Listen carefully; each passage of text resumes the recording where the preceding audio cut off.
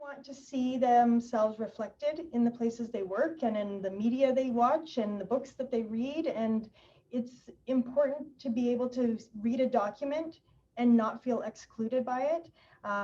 It's important to go through all of your documentation as an employer and really try and adjust and make it inclusive. So using the pronouns of she, he, they, really giving people the option from drop-down menus that it doesn't just say male or female, man or woman, really making that effort. It's easy to default and say our vendors have these platforms that have these binary restrictions. Reach out to them, ask them what they're doing to try and make their language and their platforms and their tools more inclusive. It makes a big difference to the employees. And if you have a benefits program and you really think you can get there, then look at what kind of benefits you can provide that are specific to the LGBTQ 2S+ community. Perhaps it's you can even look at something like, is this assistance in transitioning? That would be amazing. Not all benefits can do that, and not all companies can, but that's a big commitment that you could make.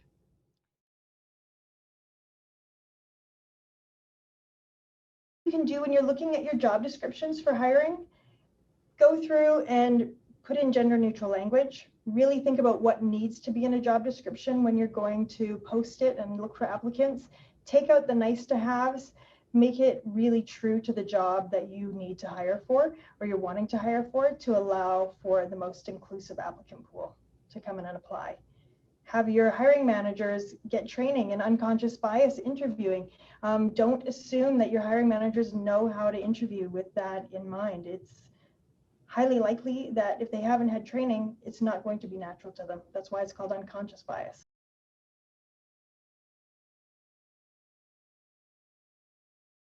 You can start hiring and thinking about pronouns right from the get-go. Pronouns, again, are a simple way for us to create a space that is safer for employees. So what you can do is ask them straight out of the gate, go through the recruiting process. If you have a applicant tracking system, allow people to and encourage people to include their pronouns when they're applying for jobs. If you don't have that, ask them during the interview. Set the tone by announcing your pronouns when you are starting an interview or connecting with somebody. Just doing it and making it a practice, which feels uncomfortable at first, but you got to get used to it, because it's okay to be uncomfortable if we're working towards making things better.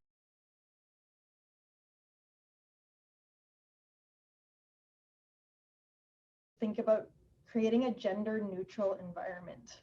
This is something that seems daunting, I think, at first when employers start to think, how are we going to do this? Because it's so entrenched, the binary of male and female. So making the commitment to start trying to create a gender neutral environment will have such an impact on the LGBTQ 2S+ employees who may be working with you.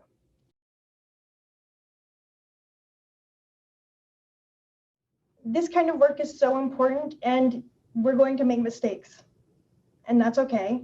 The important part is to try, make the mistake, and then do better next time. It is uncomfortable, and making mistakes is just part of the process. As long as the intention is there to get better, we're going to make it better for everybody.